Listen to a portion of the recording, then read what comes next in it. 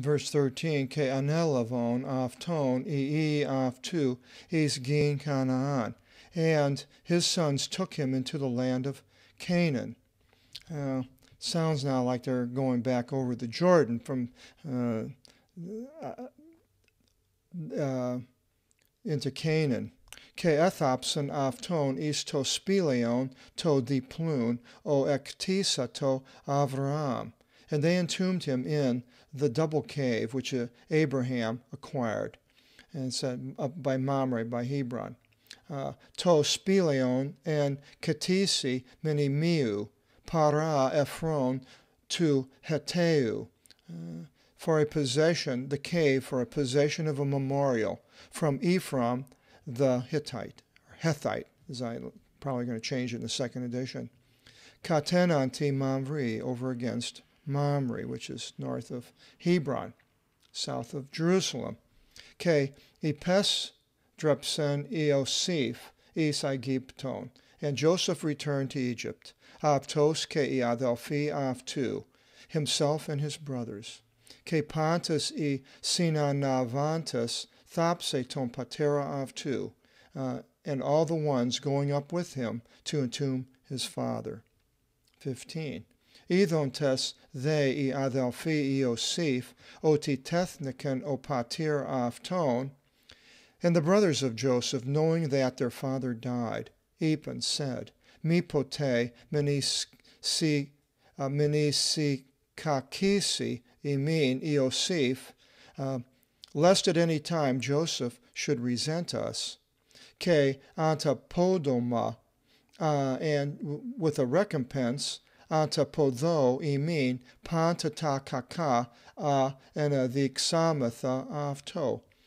Recompense to us all the bad things which we demonstrated against him. So they're worried now that the father is dead if Joseph is going to take out his wrath against him for them sending him to Egypt. This word recompense, the recompense can be either good or bad. You can always use this word recompense. I'm going to recompense you for what you did. Well, if somebody did good, it could be a good thing that's being recompensed. And if it's a bad thing, you can recompense them with something that's bad. And here it is bad because they bring up kaka, which is in English is kaka is bad, nasty. Ke paragenomeni porosiosif, and having come to Joseph, Epan o patir su orkase pro to teleftise avton legon. Your father bound us by an oath before he came to an end, saying, now, did he really bound them by an oath, or are they lying again? It doesn't say, and I don't know. But I would hope that it was the truth, and he did bound them by this oath. But if not, then that's the case. But somehow these 12 tribes, these people, congealed together into building up a nation of people that knew Yahweh, Jehovah, God, whatever the name that they called him at that time, in whatever language they were speaking. They were in Egypt. In verse 17, Utos ipate Iosif, so say to Joseph, Aphes aftis tin adikian, ketin amartian afton. For you forgive them the injustice in their sin, otiponi ra si and adiksanto, for the wicked way they demonstrated against you. Kenin dexe tin adikian ton theraponton tu theu tu patros su. And now you accept the injustice of the attendants of the God of your father. Now, therapeutic is people that attended to people's health. So now they are calling themselves attendants of the God of your father.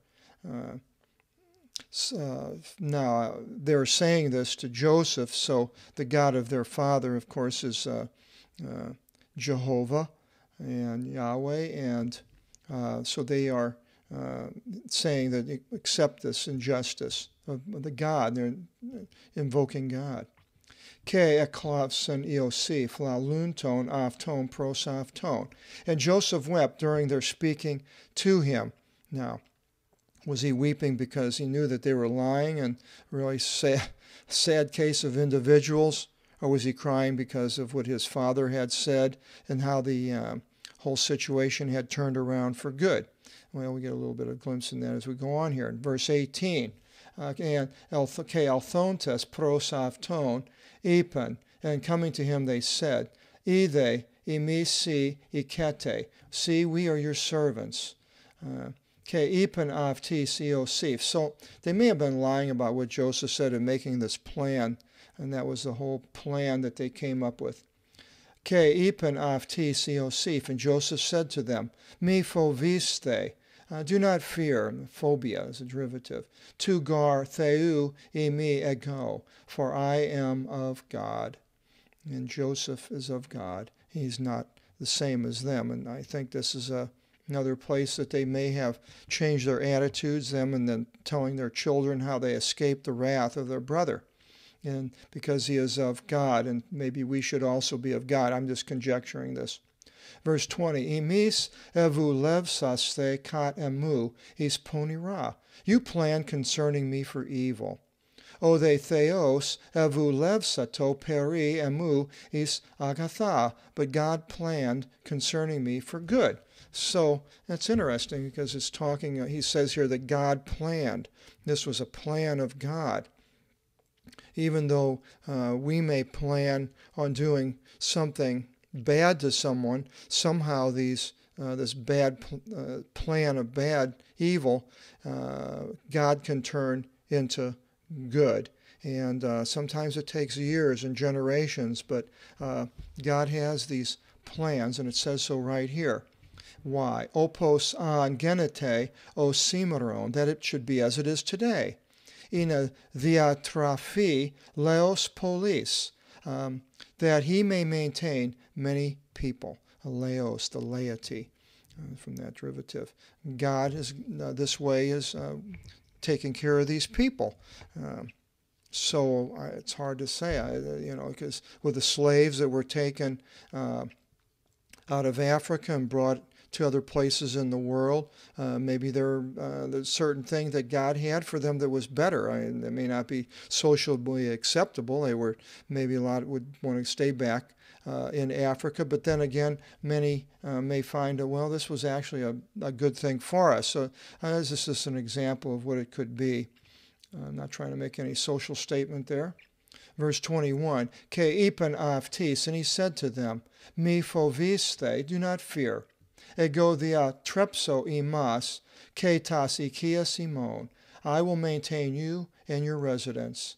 Ke parakalisan aftus, and he comforted them. Ke alalisan afton is tin cardian, and he comforted them and spoke of them in the heart. So it was a heart thing. He loved them.